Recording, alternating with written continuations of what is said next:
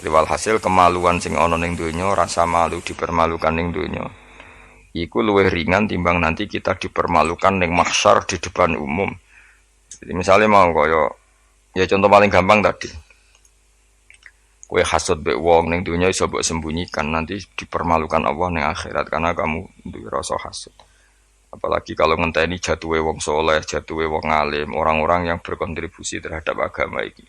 Terus kowe hasud mbok arep-arep jatuhe, lha nanti dipermalukan di hari nopo? Kiamat. Itu luwih ngeri kalau kita punya dosa yang kita nanti dipermalukan di hari nopo? Kiamat. Wasali sute sing kaping 3 iku aya khofain tawa disapa wong mingki bali setane sanging sisi setan. Ayub tilain to batalo sapa setan amal ing amale wong ai sholihat sing amal saleh. Amal saleh yang kita lakukan lama puluhan tahun. Ya mau misalnya kowe ngurmat yatim puluhan tahun ikhlas, tapi setelah dia jadi dokter atau jadi orang besar ketika lupa kamu terus kowe getun. Getun karena ngamal sama seseorang yang enggak bisa balas jasa, berarti amal kamu itu dibatalkan. Mulane ora ana wong alim kecuali cuek karena tadi, tapi kadang masyarakat itu ya angel kandhanan. Hampir semua orang alim itu enggak suka kenal santrinya, bukan karena enggak mau, bukan. Karena tadi sebetulnya ingin sebar mulang ya wis mulang. Karena kalau kenal takutnya itu memanajemen atau ngatur-ngatur. Engko akhirnya terus kena gak dituruti seakan-akan wong ngajine mbek aku kok gak nuruti aku. Sehingga banyak orang alim yang milih cuek-cuek itu. Yang ditakdir kenal ya kenal, yang ndak itu sebetulnya hanya untuk menjaga ikhlas ben tidak selalu mengatur-ngatur. Kena ngatur-ngatur ujung-ujungnya khadun nafsi. Khadun nafsi bisa membatalkan amalnya dia mulangnya itu tadi. Yang masyhur banyak orang alim yang nggak mau ditemuin muridnya, bahkan Sufyan Ats-Tsauri itu masyhur. Yang boleh sowan saya harus yang nggak pernah ngaji saya. Yang boleh ketemu saya yang tidak ada urusan ngaji dengan saya. Karena takutnya tadi misalnya ada orang alim ngajar 10 tahun sama orang itu. Orang itu jadi orang kaya raya sukses. Kadang-kadang kan manusia ingin sesuatu karena gak dituruti, ngundat-ngundat tak ulang kok gak loyal itu jadi terus banyak ulama yang milih cuek wis.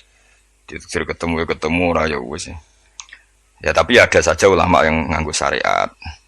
Justru dikumpul lo ben ada ikatan sampai alumni, mbok ikatan sampai macam-macam.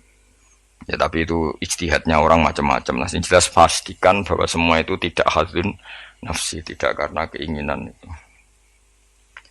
Itu memang berat aturan-aturan menjaga ikhlas itu berat. Yang jelas saya pastikan ono wong gawe perkumpulan grup alumni ngaji atau alumni apa saja, asal ndak nafsu gak apa-apa. Tapi kalau kira-kira itu nafsu ya ndak usah diteruskan karena nanti takutnya barang yang kita lakoni, misalnya kayak kula mbek jenengan kan ngaji Jalalain Amam. Saya tentu suka enggak kenal kalau nuruti karena itu lebih aman secara ikhlas. Tapi kalau terlalu begitu nanti takutnya enggak ada silaturahim, enggak ada penguatan agama Allah karena enggak ada muwasalah, enggak ada sambung menyambung. Itu kan setan itu kan di sisi muwasalah ya kamu diganggu karena nanti bisa memanajemen kalau enggak tersinggung. Itu juga setan. Tapi kalau terlalu tertutup memutuskan diri, mungkin selamat ikhlas karena tidak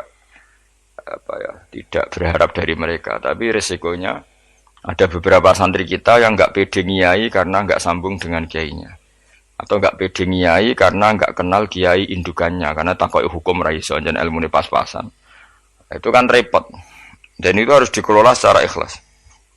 Saya punya sekian santri yang di Papua di mana-mana. Kalau nggak sambung saya nggak berani. Takutnya kalau ada pertanyaan hukum dia tidak bisa jawab. Ada orang-orang yang sebaiknya kita tidak sambung karena tipikalnya memang nggak suka sambung. Mungkin dia wataknya pemalu atau wataknya tertutup. Kita kan tidak pernah tahu-tahu watak. Ya kalau maslahatnya putus ya putus, tapi jangan putus hubungan hati. Tapi dia tipikalnya orang yang nggak suka kumpul. Cara Jawa nu isinan. Kan orang itu kan macam-macam. Yang penting semuanya jangan karena hafsun nafsi. Itu eleng-elengnya terus. Makanya Sufyan Ats-Tsauri masyhur, soalnya muridnya itu moh tenan. Karena dia takut kemudian menuntut haknya sebagai guru.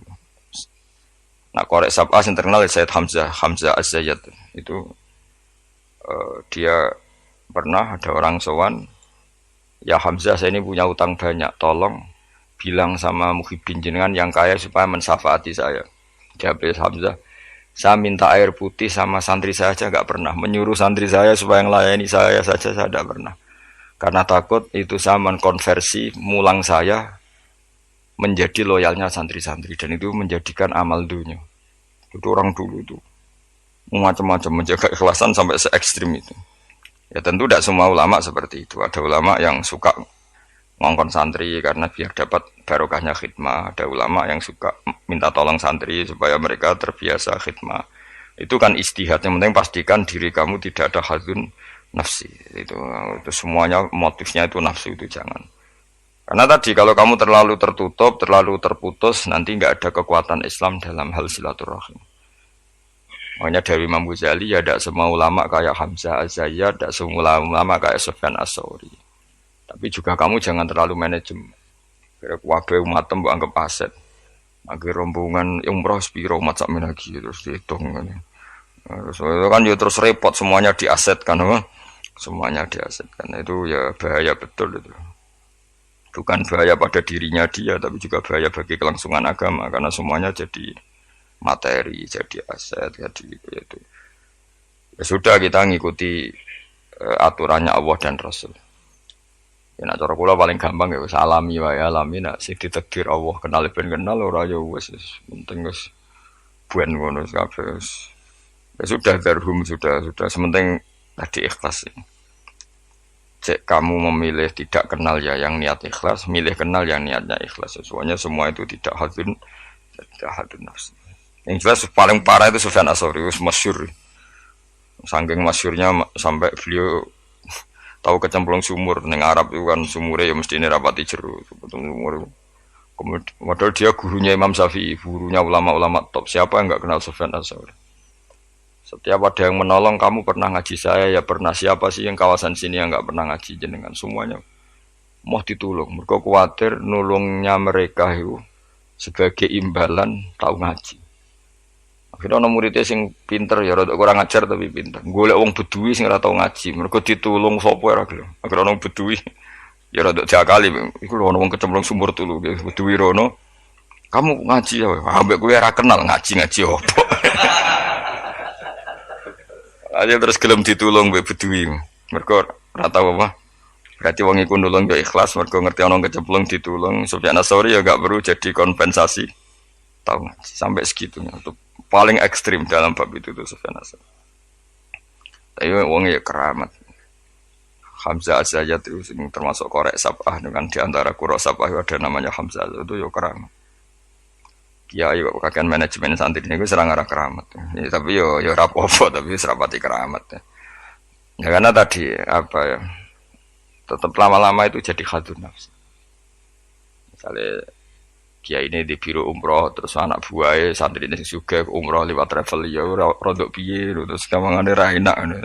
Tapi ya ndak salah, tentu ya sah saja karena santri ini ya kurang ajar juga wong karuan kiai ini di biro kok daftar biro liya kiai ini sama santrinya ya kacau juga.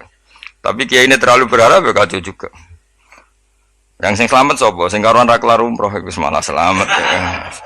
Sing diri apa nih bocah ra kena ora ngono manfaate lah kemana ya. Ya tapi memang jangan berlebihan karena tadi ketika ada kiai tidak mau bikin biro umroh kemudian yang bikin orang fasik atau orang lain kita ya kedosan karena nyugeno wong nopo fasik.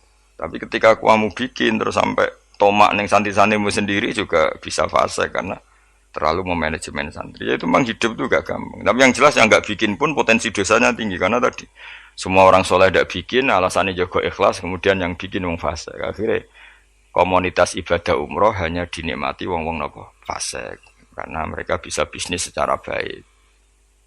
Tapi nak sing melakukan untuk orang soleh kan ya bagus karena yang labanya untuk orang soleh kemudian manfaat untuk pondok untuk umat. Yang jelas gak gampang lah ngelola kebaikan gak gampang. Tapi semua itu bil ilmi harus ada ilmunya. Mungkin suatu saat aku ke biro umroh. Pertama sing umroh kue ceblok nang Pakistan bentil. Pakistan mending India, utawa Temangsang nang Singapura. Barang komplain lagi terlantar gini komplain, kue terlantar ning masar barno.